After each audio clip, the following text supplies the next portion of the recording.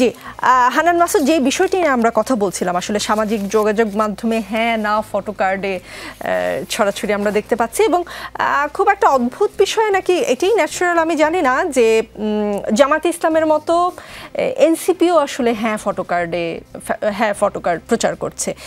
সেইটা কি আপনারা এর মাধ্যমে কি বার্তা দিচ্ছেন, যে এনসিপি জামাত একই বার্তা দিচ্ছে, নাকি কোনোভাবে কাকতালীয়ভাবে জামাতের সঙ্গে এনসিপির বার্তাটা মিলে গেছে? না, এনসিপি হ্যাঁ মানে হচ্ছে জুলাই সংস্কার নিশ্চিতের পক্ষে হ্যাঁ, গণভোটের পক্ষে হ্যাঁ, এটা হচ্ছে যখন জামাত বলে নাই তার আগ থেকে হ্যাঁ। জামাত পরবর্তীতে এনসিপি পথ হয়তো ফলো করেছে, তারা যে ভুলটা করেছে সেই ভুল থেকে তারা বেরিয়ে আসার চেষ্টা করছে। দেখেন, বিএনপি গতকাল থেকে যেই না ফটো কার্ড ব্যবহার শুরু করেছে, এই না ফটো কার্ড ব্যবহারের মধ্য দিয়ে এতদিনের বাংলাদেশের মানুষের যে আকাঙ্ক্ষা, যে পরিবর্তনের আকাঙ্ক্ষা, যে সংস্কারের আকাঙ্ক্ষা, সেই আকাঙ্ক্ষাকে না বলেছে বিএনপি। এটার মধ্য দিয়ে বিএনপি জনবিচ্ছিন্ন হয়ে যাবে। কারণ মানুষের ফালস যদি বুঝতে না পারে তাহলে এই ধরনের হওয়ারই কথা। বিএনপি তাদের নিজেদের দলীয় জুলাই সনদ চেয়েছে, তারা যেটা হ্যাঁ বলেছে সেটা হ্যাঁ, যেটা না বলেছে সেটা না, এই ধরনের একটা দলীয় সনদ চেয়েছে, যাতে করে তাদের কথাটাই, তারা যেটা বলেছে শুধুমাত্র বিএনপি যেটা বলেছে সেটাই যেন থাকে, তারা যেন তাদের মতো করে সংস্কার করতে পারে। এর বাইরে যেন হচ্ছে দেশের মানুষ, অন্যান্য রাজনৈতিক দল সহ সাধারণ যে মানুষগুলো আছে তাদেররা কি চাই সেটার প্রতি বিএনপির কোনো কর্ণপাত নেই, শ্রদ্ধাবোধ নেই। দেখেন, এই যে আজকে এসে বিএনপি যে নোট অফ ডিসেন্টগুলোর কথা বলতেছে, 270 দিন ধরে ঐক্যমত্য কমিশন বিভিন্ন প্রপোজাল উপর আলোচনা করেছে, সাংবিধানিক সংস্কারের জন্য আলোচনা করেছে। এই সাংবিধানিক সংস্কারের জন্য আলোচনাটা মূলত হচ্ছে একটা গণপরিষদের মতোই আলোচনা হয়েছে। গণপরিষদের যেভাবে বিভিন্ন সংবিধান পুনর্লেখন নিয়ে কিংবা হচ্ছে সাংবিধানিক সংস্কার নিয়ে যে দীর্ঘ আলোচনা হয়, সেই ধরনের আলোচনাটাই কিন্তু 270 দিন ধরে হয়েছে। আমরা চেয়েছিলাম যে গণপরিষদের মাধ্যমে এই সংস্কারগুলো নিশ্চিত করা হয়, ভোটের মাধ্যমে যে গণপরিষদ গঠিত হবে সেই গণপরিষদে এই আলোচনাগুলো হোক, কিন্তু বিএনপি সেটা মানে নাই বলে ঐক্যমত্য কমিশনের মাধ্যমেই এই আলোচনাগুলো হয়েছে।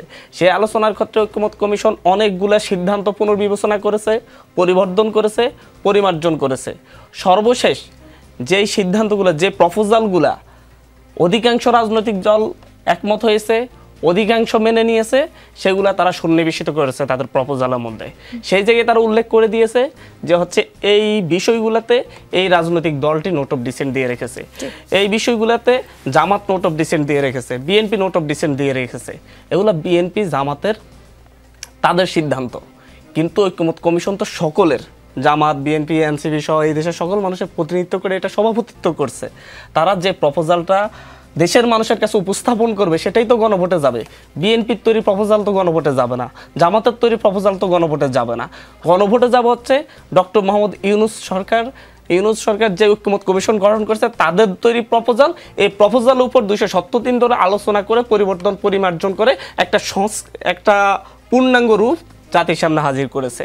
এটা তো শুধুমাত্র আপনার বিশ্বের কোনো ইতিহাসে আজ পর্যন্ত সংবিধান সংস্কারের জন্য যতগুলা আপনার গণভোট হয়েছে, কোনো গণভোটে কোনো রাজনৈতিক দল নোট অফ ডিসেন্ট সহকারে গণভোটে গিয়েছে কিনা এটা বিএনপির কেউ বলতে পারবে কিনা আমি জানি না। আমি আজকে পড়তেছিলাম যে হচ্ছে সেই আলবেনিয়াতে 1997 সালের গণভোট, সংবিধান সংস্কারের জন্য যে গণভোট, আপনার পোল্যান্ডে 1997 সালের গণভোট,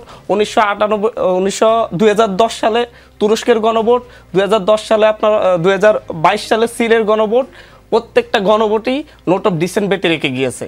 যে সকল গণভোটে হাঁ এসেছে, মানুষ হাঁকে ভোট দিয়েছে, সেই সকল গণভোটে নোট অফ ডিসেন্টকে বাদ দিয়েই পূর্ণাঙ্গ প্রপোজাল বাস্তবায়ন হয়েছে। শুধুমাত্র সিলের গণভোটের ক্ষেত্রে আপনার হচ্ছে মানুষ না ভোট দিয়েছে, যার কারণে হচ্ছে কোনোটাই বাস্তবায়ন হয় নাই।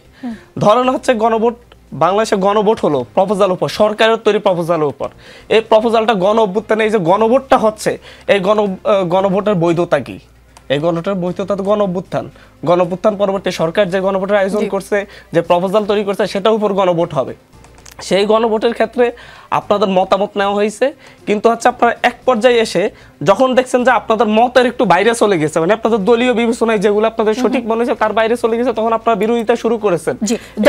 মতের বাইরে গেলে কিন্তু এনসিপিও অনেক কিছু বিরোধিতা করেছে। এটা আসলে ঠিক জুলাই সনদ জুলাইয়ের স্পিরিট কতখানি আছে, নাকি কিছু জামাতি স্পিরিট, কিছু বিএনপি স্পিরিট, কিছু এনসিপি স্পিরিট, এরকম করে বিভিন্ন দলের স্পিরিটে বিভক্ত হয়ে গেছে, সেটা নিয়ে অলরেডি জনগণ প্রশ্ন তোলা শুরু করেছে। আব্দুল হান্নান মাসুদ, অনেক সময় ফুটন্ত শাপলা না দিয়ে কলি দিলেও কিন্তু আপনারা আপত্তি করেন। এই যে ধরেন ফুটন্ত শাপলা না দিয়ে এর কলি নির্বাচন কমিশনের প্রতীক তালিকা অন্তর্ভুক্ত করার বিষয়ে আপনাদের দলের সিনিয়র যুগ্ম আহ্বায়ক সামান্তা শারমিন বলেছেন এটি এনসিপিকে বাচ্চা বা অনুজ হিসেবে বোঝানোর একটি চেষ্টা।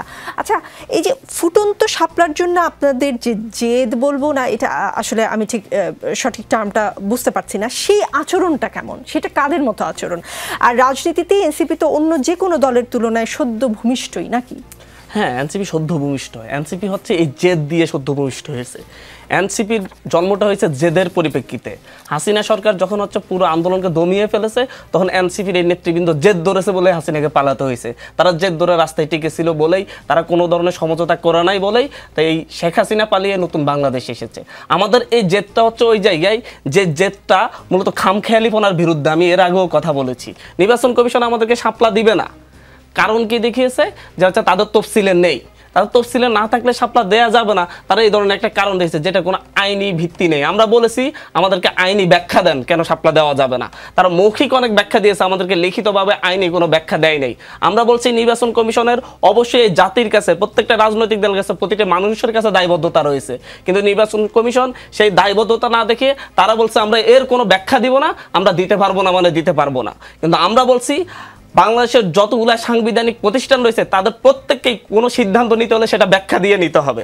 তারা বলছে আমরা হচ্ছে, তারা যখন ব্যাখ্যা দেওয়ার কথা বলেছে তারা বলছিল যে হচ্ছে আমরা এই তফসিলে নাই বিদায় দিতে পারতেছি না। তাহলে তো তফসিল সংশোধন হলো, তফসিল সংশোধন করে আপনি শাপলা কলি তফসিল সংশোধন করে শাপলা কলি অন্তর্ভুক্ত করতে পারলেন, শাপলা কেন পারলেন না, এর কোনো ব্যাখ্যা আছে? এখন যদি হচ্ছে, আপনি তো আইনের কথা বলছেন, আমি একটু ভোটের মাঠের কথা বলি। আচ্ছা, লোকে কি আসলে শাপলা ফুটেছে নাকি এখনো ফুটন্ত বা মানে কলি অবস্থায় সেটা দেখে আপনাদের ভোট দিবে, নাকি হান্নান মাসুদ কয়টা তরুণ বানিয়ে এলাকায় ঢুকলো, কোন গাড়িতে চড়লো, এনসিপি নেতারা কোথাও চাঁদাবাজি বা সচিবালয় সুপারিশ বাণিজ্য করলো কিনা, ভোট দেওয়ার বা না দেওয়ার ক্ষেত্রে লোকে আসলে কি দেখবে? কলি দিয়ে কি জনগণের মন জয় করা যাবে না? ভোট দেওয়ার ক্ষেত্রে মানুষ কি দেখবে আমরা সেটা জানি না, আমরা চ্যালেঞ্জ ছুটছি। আমরা প্রত্যেকটা চ্যালেঞ্জ হচ্ছে পূর্ণ এস্টাবলিশমেন্ট আর খামখেয়ালিপনার বিরুদ্ধে। আমরা প্রত্যেকটা ক্ষেত্রে যেখানে কেউ কথা বলে নাই, আমরা আমলাতন্ত্রের সংস্কারের ব্যাপারে কথা বলছি, আমরা আর্মি সংস্কারের ব্যাপারে কথা বলছি, আমরা কথা বলছি হচ্ছে সাংবিধানিক সংস্কার ব্যাপারে, যেখানে সবাই চুপসে গেছে। আমরা পুলিশ প্রশাসন সংস্কারের ব্যাপারে স্ট্যান্ড নিয়েছি, আমরা একইভাবে নির্বাচন কমিশনের খামখেয়ালিপনার বিরুদ্ধে স্ট্যান্ড নিয়েছি। এখানে আমরা শাপলা পেলাম নাকি পেলাম না, আমরা সেটা সবচাইতে বড় কোশ্চেন না। বড় কোশ্চেন হচ্ছে আমাকে কেন দেওয়া হবে না সেটার আইনি ব্যাখ্যা চাই। আমরা বলছি ভবিষ্যতে, বাংলাদেশের ভবিষ্যতে তো অনেক রাজনৈতিক দল নিবন্ধনের জন্য আবেদন করবে, তাদেরকেও যদি তাদের পছন্দের প্রতীক দেওয়ার ক্ষেত্রে খামখেয়ালিপনা প্রদর্শন করে তাহলে তারা কি করবে? খামখেয়ালিপনা প্রদর্শনের কোনো সুযোগ নেই, আইনি ব্যাখ্যা দিয়েই আপনাকে আমরা কোনো ধরনের মানুষের ভোট দেওয়ার সিদ্ধান্ত মানুষ নিবে, আমাদের কর্মকাণ্ড দেখে নিবে। আপনি যে কথাগুলো বলছেন এগুলো আমরা যদি মানুষের কাছে সেভাবে যেতে পারি, মানুষ যদি আমাদেরকে গ্রহণ করে তাহলে আমাদেরকে ভোট দিবে। কিন্তু আমরা জন্মের পর থেকেই বাংলাদেশের পূর্ণ যতগুলো এস্টাবলিশমেন্ট রয়েছে, জন্মের পর থেকে বাংলাদেশের পুরাতন যত অব্যবস্থাপনা রয়েছে, যত খামখেয়ালিপনা রয়েছে, যত স্বৈরতন্ত্র রয়েছে, ফ্যাসিজম রয়েছে, প্রত্যেকটাকে আমরা চ্যালেঞ্জ করছি এবং সেই খামখেয়ালিপনার বিরুদ্ধে আমাদের